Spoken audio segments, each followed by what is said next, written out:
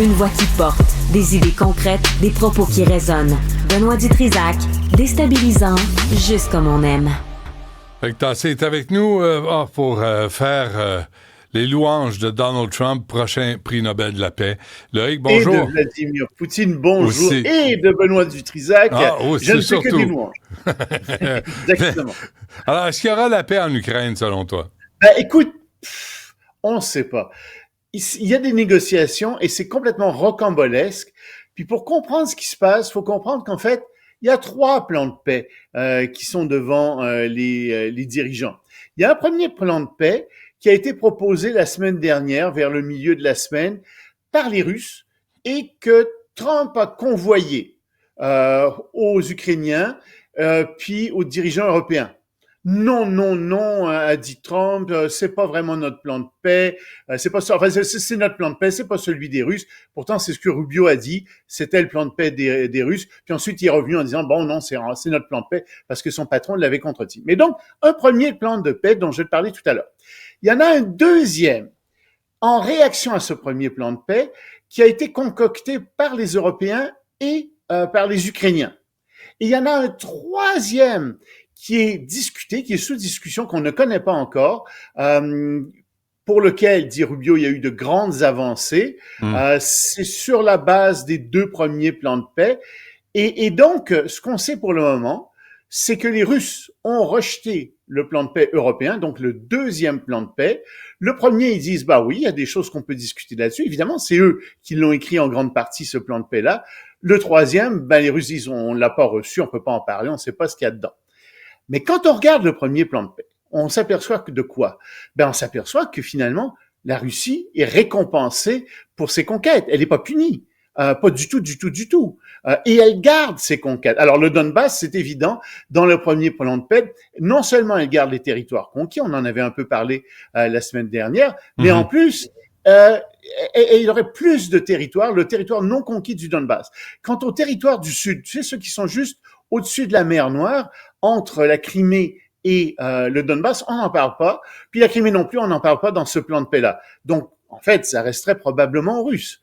Et, comme on disait, l'armée ukrainienne perdrait une grande partie de ses troupes, pourrait pas avoir certains types d'armements, pourrait pas rentrer dans l'OTAN, pourrait pas faire appel à des troupes étrangères pour l'aider, rien de tout ça. Donc, elle perd beaucoup. Puis, finalement, la reconstruction se ferait avec la Russie.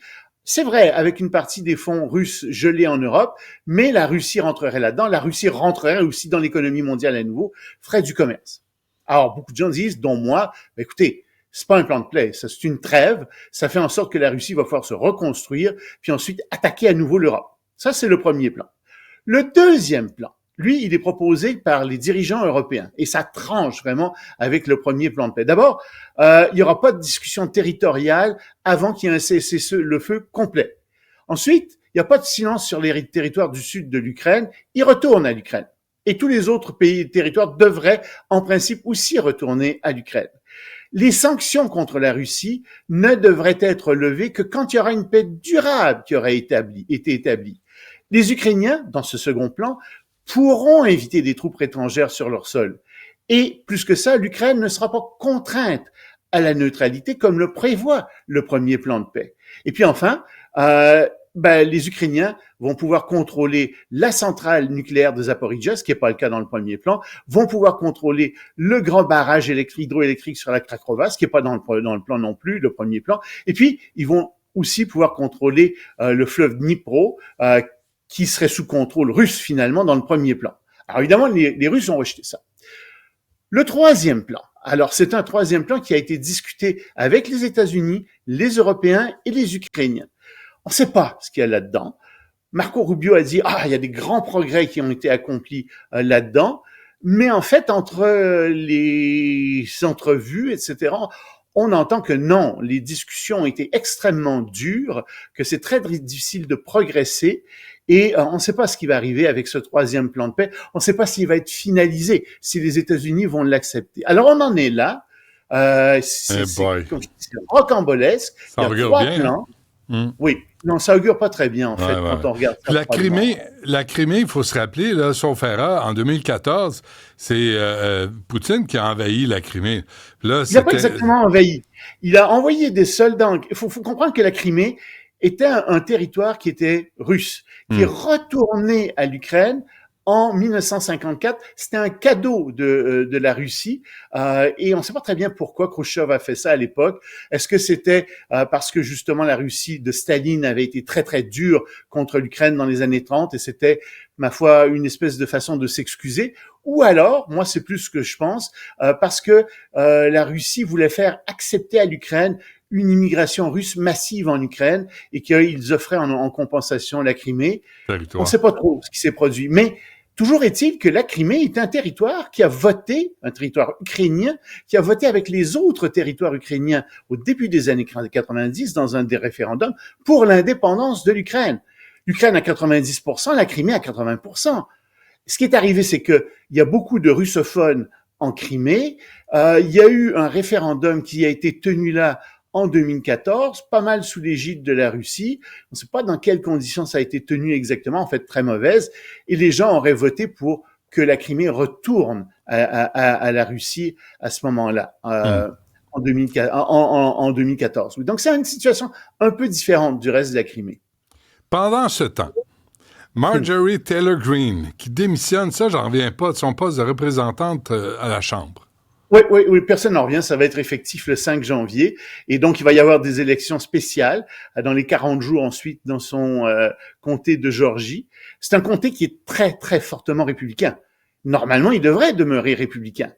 Mais elle se représente pas. Pourquoi? Parce qu'elle va perdre son investiture, semble-t-il, pour les élections de mi-mandat. Parce qu'elle a critiqué Trump.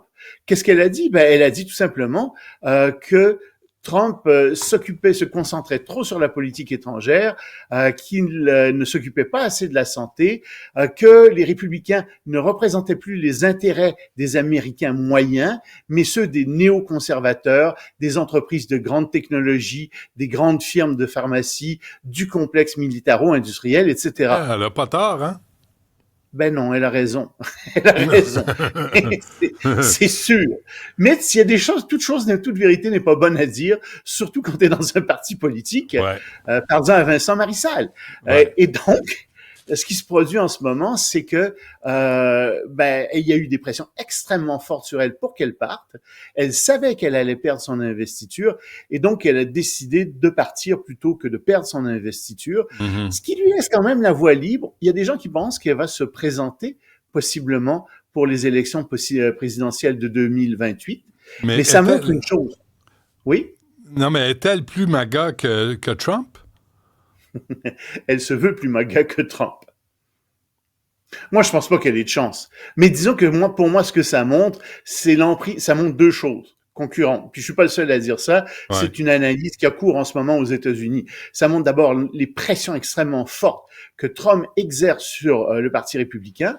Et ça fait en sorte que le Congrès est beaucoup moins puissant qu'avant parce que, évidemment, Trump contrôle les républicains. Il n'y a pas de séparation véritablement entre la présidence et le Congrès, Et deux, ça montre aussi qu'il y a des gens qui sont très mécontents à l'intérieur du Parti républicain et que Trump est en train de perdre des plumes. Un dernier sondage montrait que il y avait que 32% des Américains qui étaient d'accord avec les politiques économiques de Trump. Donc, ça joue aussi dans ce sens-là. Ça montre ces deux choses-là. D'une part que Trump est très, très puissant dans le Parti républicain, mais d'autre part qu'il commence à être contesté aussi. Bon, et pendant ce temps aussi, la COP 30, c'est comme si on ne peut pas être déçu parce qu'on ne s'attend à rien. On s'attendait à rien et il y a eu rien. Ouais. Alors, c'est ça qui a été arrivé finalement. Oui, et d'ailleurs, les Européens disent on est très contents parce qu'il y a eu rien et ça aurait pu être pire. On aurait pu avoir un très mauvais accord où il y aurait des choses inacceptables qui seraient sorties. En fait, ça se fait par consensus, n'est-ce pas, les déclarations à la fin des COP. Donc, c'est pas vrai vraiment que ce serait produit comme ça. Mais en fait, il n'y a pas de plan de sortie hors du pétrole parce que il y a une forte opposition des pays pétroliers. Puis, comme Washington n'était pas là, c'est Pékin qui a pris beaucoup d'importance à l'intérieur même de cette COP30. Et figure-toi que les Chinois ont fait rentrer dans la déclaration finale un certain nombre de propositions qui iraient dans le sens d'interdire, c'est pas fait encore, mais qui iraient dans le sens d'interdire à différents pays, particulièrement les pays européens, d'accepter sur leur sol des produits parce que c'est ça qu'ils veulent faire. C'est plutôt les Européens qui veulent interdire sur leur sol l'entrée de produits étrangers qui consomment énormément de carbone. La Chine produit ça. Alors bon, ils n'auraient pas le droit de le faire en fait, donc les Chinois pourraient continuer à exporter. Tu vois, c'est vraiment pas une COP30 mémorable pour le climat. Mais pas mal comme toutes les autres, sincèrement. Là. Parce il y en a quelques-unes où il y a eu des avancées, tu sais. À Montréal, c'était pas mal. Mais l'accord de Paris, il y a 10 ans, là, ça n'a rien donné. C'est ça. Il y a eu un accord, mais il avait été très peu suivi. C'est ça. Oui.